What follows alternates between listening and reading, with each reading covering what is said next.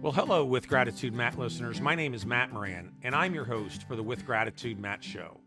We are working towards helping our listeners see the benefits of gratitude in their life. Each one of our guests has certainly had a unique story to tell, but woven in there is a strong attitude of gratitude in their life. With Gratitude Matt listeners, you have heard me say this before, and I'll say it again. Find the courage to be grateful, regardless of how powerful the storm is. You can follow the With Gratitude Matt show by registering on my website, www.gratitudematt.com. So today's guest has another amazing story to tell. Dr. Tom Jenike and his wife Felice have two adult children, ages 21 and 23. They live in Charlotte, North Carolina. Tom is a graduate of Ohio State University Medical School.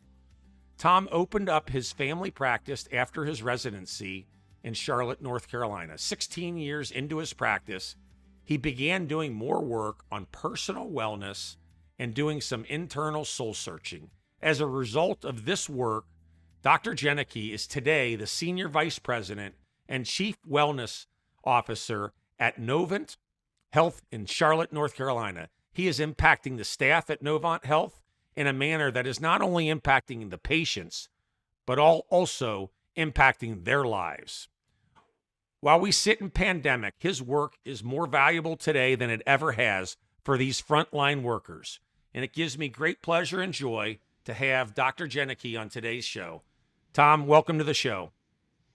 Thank you, Matt. I really appreciate the invite. It's great to see you, and I appreciate the opportunity to tell my story. No, this is fantastic. And I think a good place to start, Tom, is just with your father and talking to you about your father's impact on you and moving in the medical direction that you did. I'd love to hear the role that he had in the profession that you have today.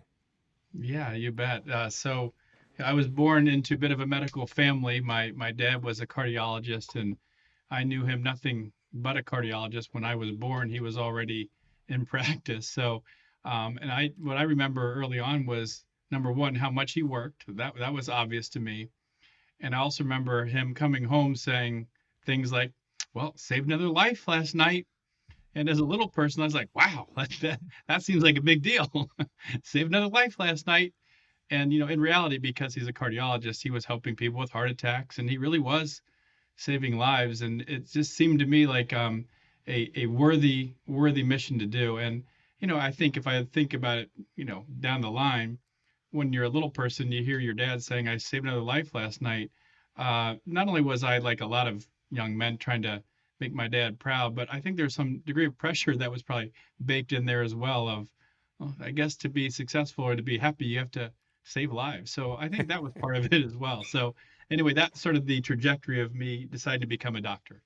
It's an awesome story. Thanks for sharing. So as you mentioned, you wrapped up your residency and you and Felice decided to stay in Charlotte. I'd love to hear what life was as an early practitioner, just starting a practice.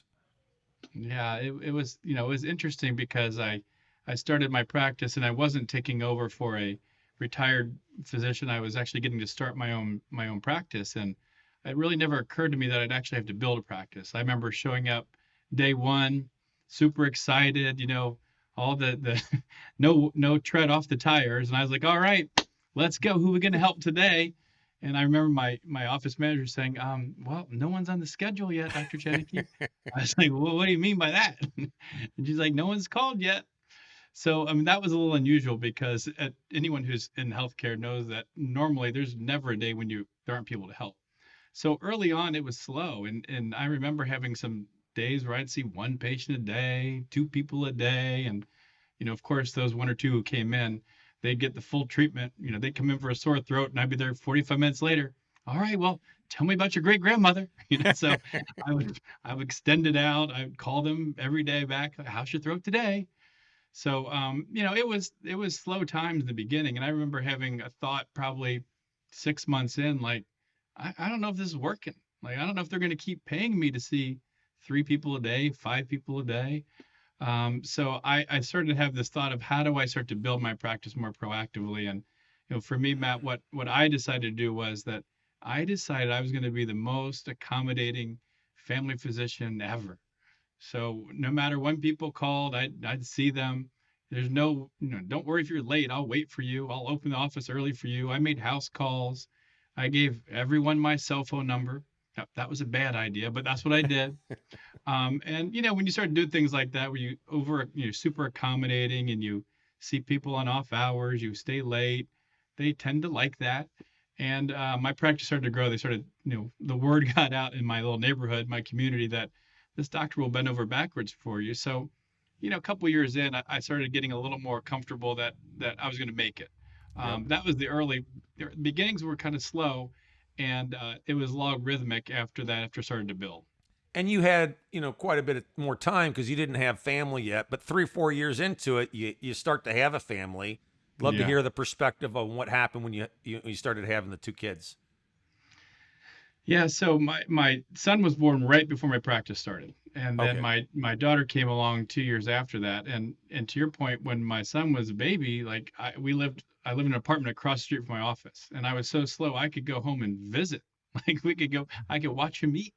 And then of course, as I got busier and busier, time got tighter. And you know, this idea of being accommodating, I never really stopped doing that. I never turned that off. So even when my practice was full, I was just getting super, super busy. So I think, what it looked like back then, and this is really not fun to admit, but I would leave my house, when my kids were 3 and 5, I'd leave my house before they got up, and I'd get home most days after they had dinner. And there were more days than I'd like to admit that I didn't see them while they were awake. I'd get home after they're in bed. So I was just sort of grinding. I'd get up early, stay late, and I wouldn't say I was an absent father, but I wasn't there as much as I would have liked to have been. And part of the reason I decided to be a family physician rather than a cardiologist in my mind was, well, part of the reason my dad was never there because of all these emergencies, and I don't want to be unavailable to my family. And there I was, really within just 4 or 5 years of my practice, repeating that, and that didn't really feel good, but I didn't really know what else to do except try to work harder and faster. And one of the things I heard you say, Dr. Jenike, when we connected last week was you had this yes mentality. You were always saying yes Mhm. to anything. And, I heard somebody say one time that on the back end of the yes is you're saying no to something else. Any thought to, outside of your family, what you were saying no to when you were saying yes to your patients? Yeah, I mean, I think that's right. I had this mindset that if I was going to be successful, I had to be accommodating and please people. So I didn't even think of it at the time. Like now, in retrospect, I can see how often I said yes. Then it was just like that was just part of what I did. Like people would ask me, "Could you?" And in my head, I had already said yes. I was just waiting to find out what I was going to say yes to. And early on in my practice, early on when I wasn't as busy, I had some margin. I could say yes. I could say yes. But at some point, there is a capacity, right? There's 24 hours a day. We all get the same 24. And at some point, I had overdrafted on my yeses. And to your point, every time I was saying yes to something, I was saying simultaneously no to something else. And typically, I was saying no to me, no to my health, my well-being, my free time, and I was saying no to my family. I was missing more events. Even when I was there, I was still thinking about work. So that's not really fun to say or pleasant to remember, but that's certainly the state I was in. Yes to work, no to life. Yes to my patients, no to my family, no to me. So that's kind of the state, that kind of the pattern I was in anyway. Well, and fast forward to call it the early 2010, 11 time frame. Hmm. You started doing a little bit more soul searching and asking questions about fulfillment and what really was driving you, and you decided to take action and do something that was quite interesting, and that is hire a coach. And I'd love to hear your perspective on how you got to the point of hiring a Yeah. coach and what you found by hiring a coach. Yeah, so it was obviously for me it was the decision that changed the trajectory of my life. And I think what really got to me was that um, you know, obviously about 10 years into my practice, I had a huge patient panel. I was being successful. Like by any metric, I was being very successful. I was one of the highest producing physicians in the company. My patient satisfaction was, off the charts. I was even being compensated more than I ever thought I would. I had, what would look like an awesome life. And by many counts, I did. I had two healthy children, my wife. We lived in a nice house. It all looked good. And while I was being successful, I didn't feel successful. While I was being successful, I felt most days I woke up, I felt pressure. Like, how can I possibly do all the things I'm committed to do? I felt angst.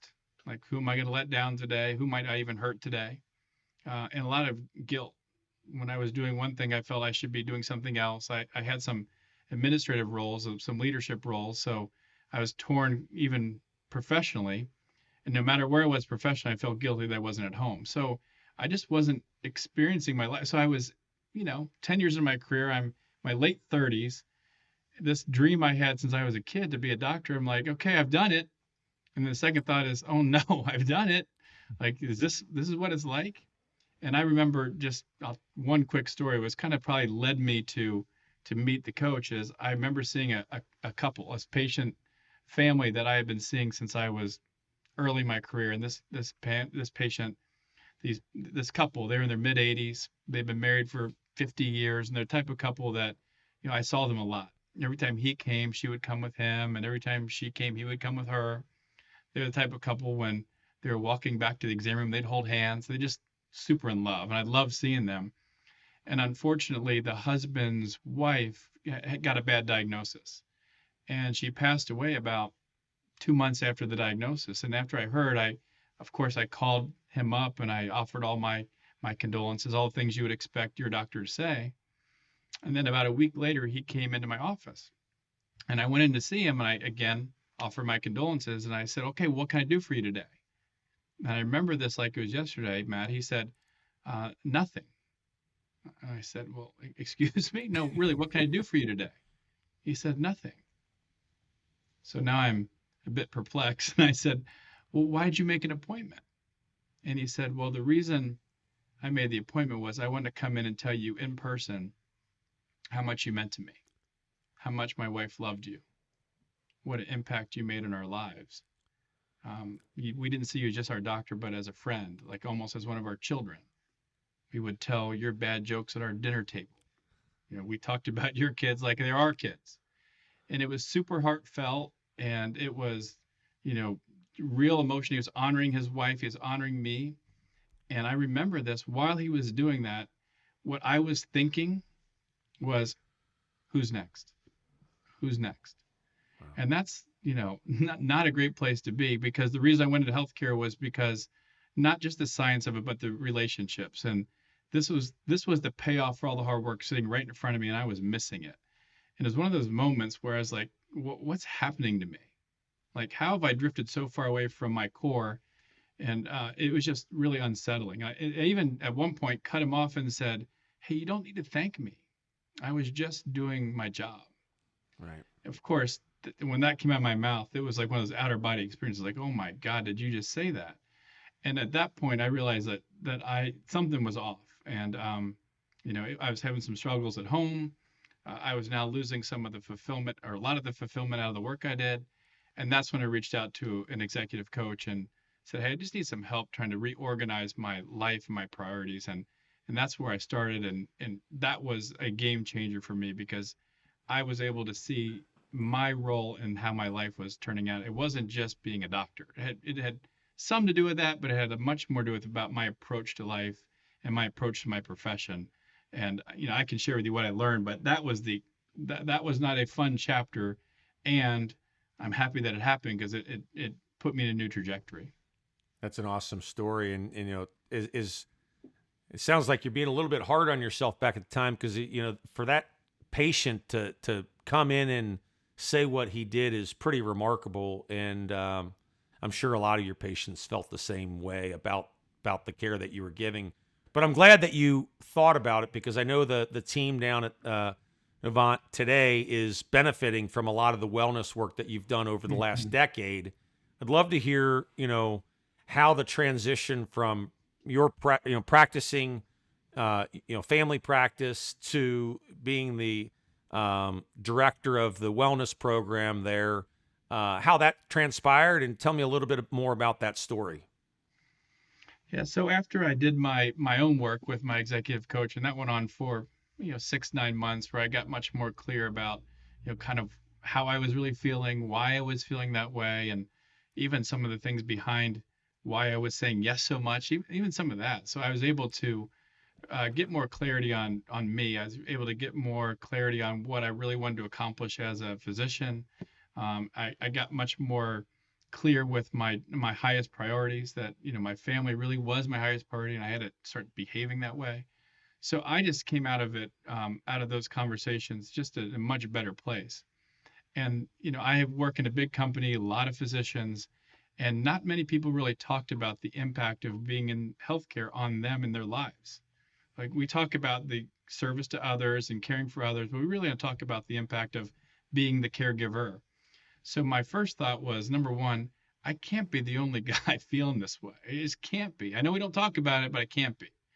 And we ought to have that conversation. So because I had some leadership role inside our company, my first salvo into this was, can we just start to have some conversations, some honest, authentic conversations about, yes, our work is meaningful, yes, our work is purpose driven, and it's hard, and it can actually impact our lives and our relationships. Let's talk about that. And from that, we started with my executive coach. We launched a program, that was the genesis of a little pilot program, to really have a conversation around that. And that pilot program, I thought would be interesting. I thought people would like it. I was not expecting people to be craving it and needing it as much as I thought. And the feedback we started getting was, that program, it saved my career, it changed my life, a lot of big words.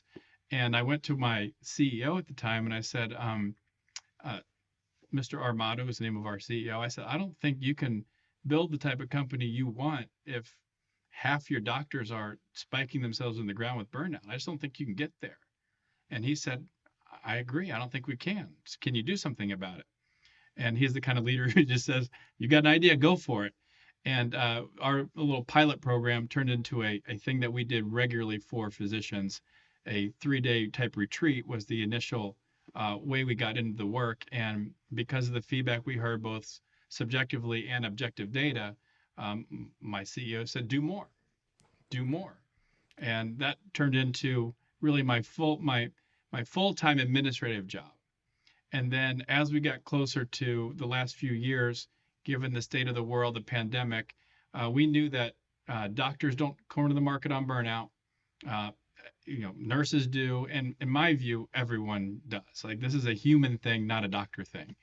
And because the traction we're making, that's when my job got elevated to, not elevated, but transitioned to my full-time role now as Chief Wellbeing Officer, and I'm responsible for looking out for the well-being of our 37,000 team members so that they can deliver great care to our patients. And there's a lot that happened in those years, but that's the short story of it. That's remarkable, really remarkable. And I can't imagine.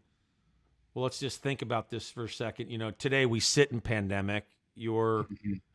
Many of your staff are frontline workers, seeing patients die right in the front of them. I can't imagine the stress that puts on them. Your program has to be making an impact on how they're dealing with pandemic. But I'd love to hear your perspective on, what you've seen from some of the staff and how the pandemic has impacted them. Yeah, I mean, obviously the conversations that I've had around well-being and burnout predate the pandemic. And these last 21, 22 months have been something like we've never seen. Like, the closest I can relate it to is when I was a resident, the AIDS epidemic. And that was, pale in comparison to the amount of trauma and death that's happening. I mean, the numbers. We all know the numbers. More people have died in the last 2 years than died in every war since the Civil War. Like, those are the facts. And my colleagues, specifically nurses and physicians who are in the ICUs, are literally on the front line of that. And I'm in conversation with them all the time. They have never ever seen this much death. And not only is it the amount of death, it's how it happens. Healthy people that come in, they were healthy like 2 days ago. And then part of the trauma of the pandemic was your family members couldn't even be with them. So these caregivers, these nurses, these doctors were watching people die in front of their eyes every single day, multiple times a day, no time to process that. And by the way, they had to be the conduit to the family members, like literally FaceTiming with a family member saying that your loved one's going to die. So, I mean, post-traumatic stress is almost like an insult to even use that word. That is real. And the strain and stress on the people, the strain and stress on the organization in general, and the industry in general. There's already nursing shortages. This has only amplified that. So the people that are in the game working even harder. So it's been really, really heavy. Super proud that our industry and my colleagues have stepped up, and I know they're struggling. I know I'm in the conversations every day. I know how much they carry that with them. Unlike combat, when you have a group of people that can, they go offline and they can have a chance to process this.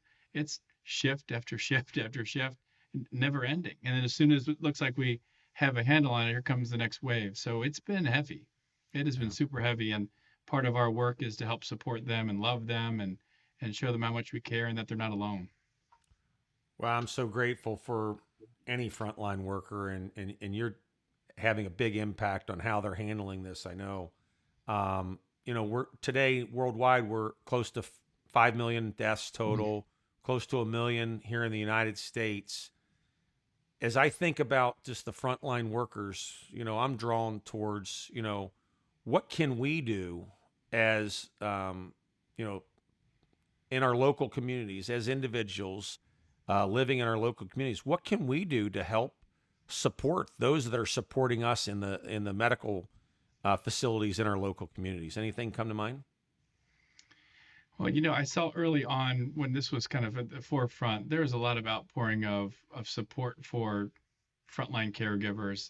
They became almost called heroes. And in my experience, my colleagues, they don't want to be called heroes. They are that committed. This is not heroism to them. This is their what they wake up every day doing.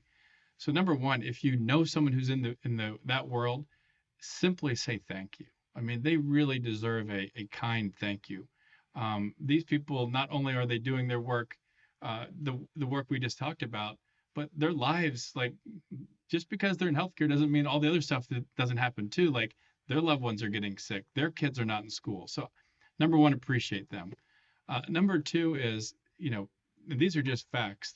Currently in my hospital system, 99% of the people that are over 99% of the people that are hospitalized are unvaccinated.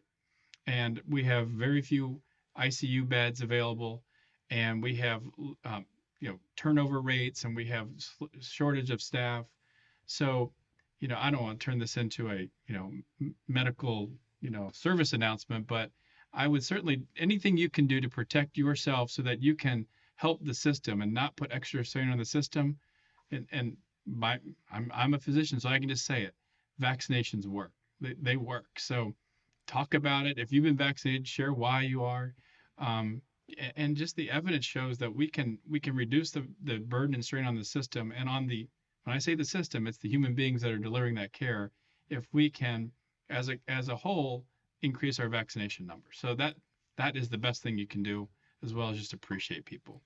I don't think I told you this, but I have a brother-in-law. Mary's brother is a ER physician here locally, and I'll certainly call him tonight and thank him. And no, to everybody, I'm just so grateful for everybody that's put their lives at risk helping patients of COVID-19. So thank you. Tom, as you look back, graduated from medical school in the mid 90s. Did you ever think that you would be doing the type of work that you're doing today? No way. That was not part of the plan.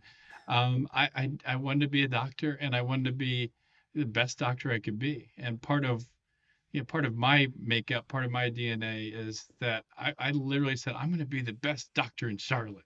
I don't know what the heck that means, but that was what I was doing. So to think that I would transition my career, and it was a big transition, you could not have convinced me that at all.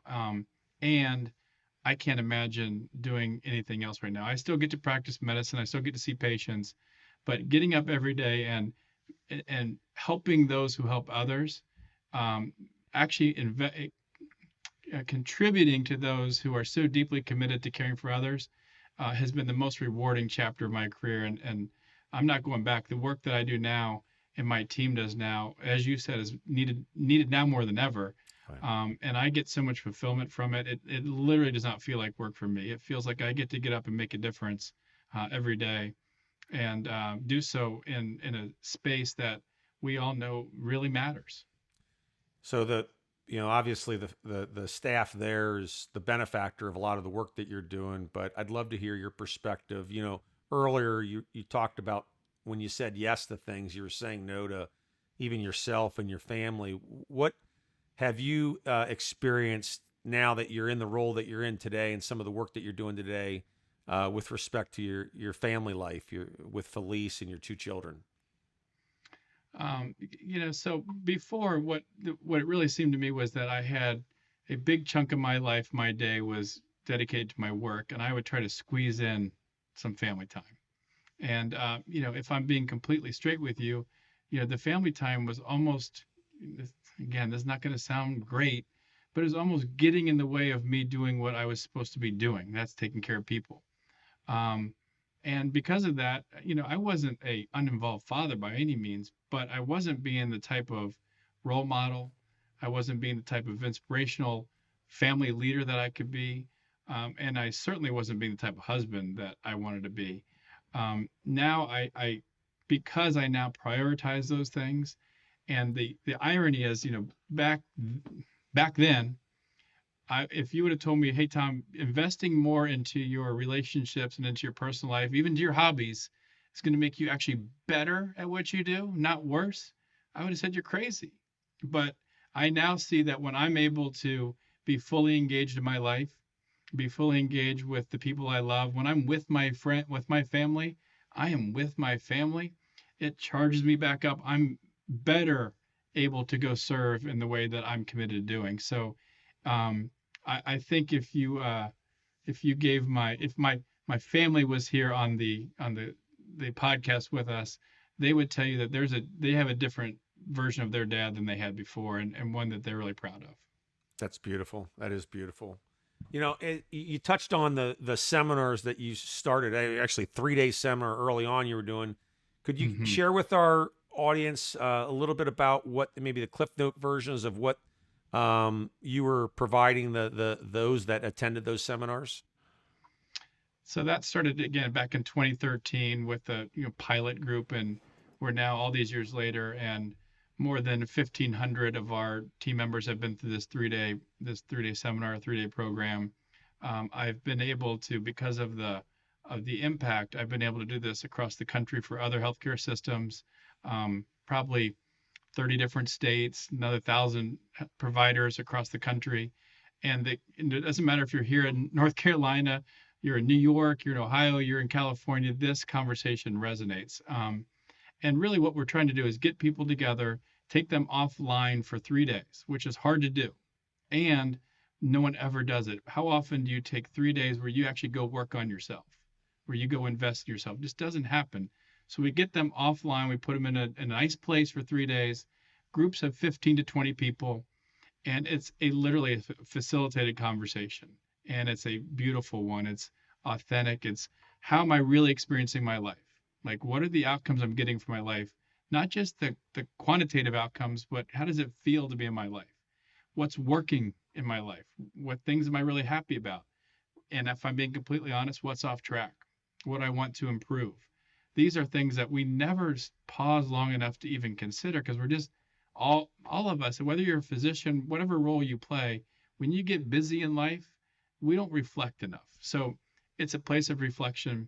And then it's a matter of getting to know yourself better. So it's a self-awareness program, understanding what made you successful? For me, part of my work hard was what made me successful. Part of my wanting to please others is what made me successful. And overcooked, unchecked, that was exactly what was leading me to be burnout. I just overdid it. So we allow people to see their version of that, really understand that, and then see what is the type of relationships they're having with the people that are closest with them, like their significant other relationship, their relationship with their children. How are those really working? And in an honest environment. And what's really beautiful, Matt, is you get 15, 20 people and you think these are all buttoned up doctors. They're kind of like they all got their stuff together. And within a couple of hours, people realize that, oh, yeah, that guy who looks like he has his stuff together, he's human just like me. He's struggling with things just like me. So there is a redemptive power of knowing that you're not alone. And then we start to have them start to, okay, what do you want to create next in your life? What are the things that are going to make your life significantly better? What are the outcomes you want? What are the relationships you want to invest in? What are the emotions you want to feel more of? Like gratitude. And then we start to get them to commit to some things that are going to drive that up, and also start with what's most important to you at your core. Like what's your worthy missions in life? So it sounds it almost sounds kind of a little crazy when I say it out loud, but to take 15 strangers, put them together for 3 days, they come out different people with different outlooks, and you know it's been unbelievable. We had this year, because of the pandemic, we had a number of grants from donation organizations that allowed us to do our program for frontline nurses that have been on the front lines of COVID, others that never would have had this opportunity before. So this has really taken off, and the impact is, I hear it all the time, and I can even see it in data.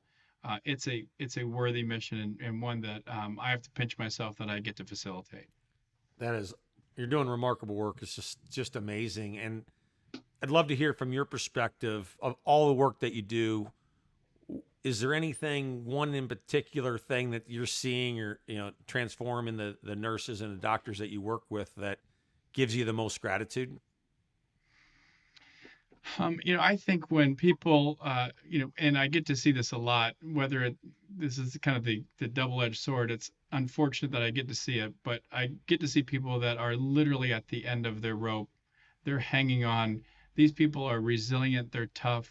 They don't quit, and they're hanging on by a thread.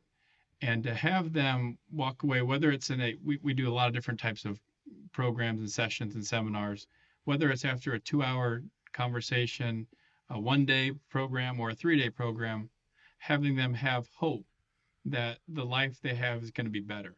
And literally, they will forget all the great things they do.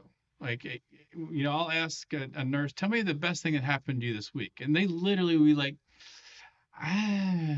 forgetting the thousands of people they made impact for. So we allow them to see themselves like everyone else sees them. Like, they are amazing. They are super people.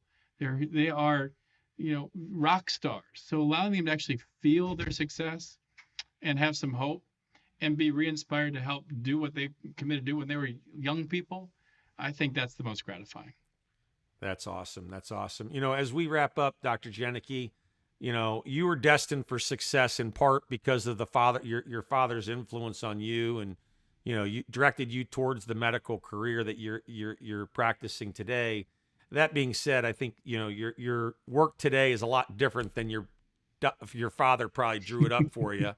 And I know along the way there were a lot of hurdles that you had to jump through to be able to do the work that's so gratifying for you and your colleagues today. Love to hear if there's one hurdle that you had to jump through or move beyond that was maybe more impactful for you as you looked beyond that hurdle that really transformed Dr. Tom Jenike into who you are today and how you care for the physicians that you care for. Well, when I think about, gratitude, and that's why I was so honored to be asked to be on this. For me, gratitude is a big part of my life. It has now become, and it wasn't always this way, but it has become a bit of a set point for me. it is like I don't have to write down gratitude journals. It just comes out of me. And for me, I think, and I know you touch on this, but when people, I find the just the emotion of gratitude to be what I call buoyant, meaning that when we get through, have hard times, having a baseline set of gratitude inside you can allow you to be more buoyant, not be pushed down by the waves that come. So, and that, I learned that. And I'm also not the type of person that believes that, this is just me, that everything happens for a reason. We have to be grateful for everything that happens. I think there's some things that happen that I'm not grateful for. However, I can learn from. So, just like I can't get to a place where I feel grateful that there's a global pandemic. And on the other hand, I can see how I can learn from it, our society can learn from it. So those are two different things. If I think about a couple different things that help really shape me, one, I can't with any honesty tell you I'm grateful it happened. One of my best friends, my roommate in medical school, I was 22 years old. My roommate, name was Larry, on a Saturday morning, uh, died by suicide. I found him, and there's no way I can say I'm grateful for that. However, I think that inspired me. I think part of the reason I even went to seek help with that executive coach was like Larry somewhere in my head going, don't let this get that bad. So I learned from him. And part of the reason I maybe was drawn to this work was to try to honor him. So I'm not grateful that happened, but it definitely shaped me. And there's other circumstances, other things that happened that really stunk, and I'm really grateful for it. I'll share one with you in closing. So, I share with you that, I had a big patient panel, and, I wasn't being the best husband. I wasn't being the greatest dad, but I was being successful. So I live and work in the same community. So when I was not at work, me and my family would see my patients out all the time. That was part of the deal. And for me, back in the day, the prime time was at the Target across the street from my office. When I went to the Target, it was like office hours. We would run to into my patients all the time, and this was pretty normal. And I remember one particular time, we'd go into the Target, and it was such a deal, such a thing that my kids, by the way, they would be like, my son who likes playing games, like, okay, Dad, before we go in, I'm going to set today's number at 7. I'm like, what are you talking about, Jake? He's like, today's 7. You're going to stop and talk to 7 patients while we're in the Target. And they'd make my daughter pick the over under. They'd have a little game. He'd literally have a little sticky note and make tally marks when I talk to people. So this one time, which wasn't that different than many times, I saw a patient. They came towards me like, oh, Dr. Jenike, so great to see you out with your family. This must be your son, Jake, and your daughter, Sophie. I've heard so much about them, all that stuff. And then invariably, they would turn their attention towards my wife. And they would share with my wife their experience of me. And they would say some version of, let me tell you about your husband. He is so kind, best doctor we ever had, so patient, such a great listener. Whenever we feel anxious, he makes us feel better. And they would always end with some version of, you are so lucky to have him. Now, my wife, who's super polite, would always smile and nod and mm-hmm, mm-hmm. And for whatever reason, this one time that I'm referring to, we got home and she pulled me aside and said, hey, Tom, I appreciate how connected you are to your patients. I appreciate how much they care about you and vice versa. And when they're describing you to me, I don't know who they're talking about. I don't get that version. Where's this super kind, patient, great listening dude? I haven't seen him in a long time. And she basically said at that point, Matt, that this is not working for me. And, you can be, you want you to just go ahead and just be full-time doctor, and you don't have to be married anymore. Wow. That was not obviously fun to hear. That's not what I was going for. I was just trying to do my best to help other people. And what I was blind to was I was giving at the office and my family was getting the scraps. And it was just not working for my wife. And if we don't have that conversation, number one, I'm not still married today. And number two, I'm probably not doing the work I do today. So as bad as that stunk, as hard as that hurt, I'm so grateful that she called me out on my stuff and was willing to say, listen, dude, this is not working. So that's one that I'm super grateful for. And I wouldn't be where I am today if it weren't for that little Target incident way back when. That is remarkable, and it's amazing that Felice had the courage to actually say that, because I know in some relationships that's silent and it just ends the relationship without Mhm. even being addressed. So and Yeah. it's just amazing, Tom, the work that you've done over the last decade in the wellness spectrum. And what I'm reminded of is you're doing it in the medical field, but you could think of any profession. It could be being a carpenter. It could be being a banker, an insurance salesperson. You name the profession, they all could benefit from similar type of programs that you're leading. And I can see and I can hear it in your voice at how gratifying it is to be helping frontline workers. And it's just such an honor to have you on today's show. Keep doing the great work that you're doing. It's impacting the care that our patients are seeing around the country. And I'm sure you're just scratching the surface on the work that really can be done on this spectrum. And you mentioned earlier that you were a doctor. You still are a doctor. You're practicing medicine in a different Mhm. lens than how you might thought of it when you graduated from Ohio State University. Um, Really thankful for being on today's show. So thank you, Tom. As I think about all the hurdles that our listeners can potentially face in their lives, there's three things that I think about and do each and every day. And the first of which is, find the courage to be grateful, regardless of how powerful that storm is.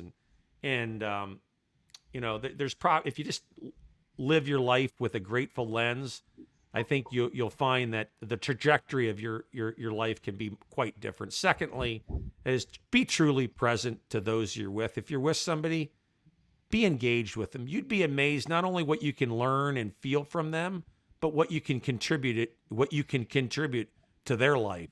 And lastly, pay attention to how you're feeding your mind, body, and soul. You are what goes into your mind, body, and soul. Today's guest was my good friend, Dr. Tom Jenike. If today's show inspired you in some way, shape, or form, subscribe to the show, comment on it, and share it with others. With gratitude, Matt listeners, remember to find the courage to be grateful, regardless of how powerful the storm is. Godspeed, my friends.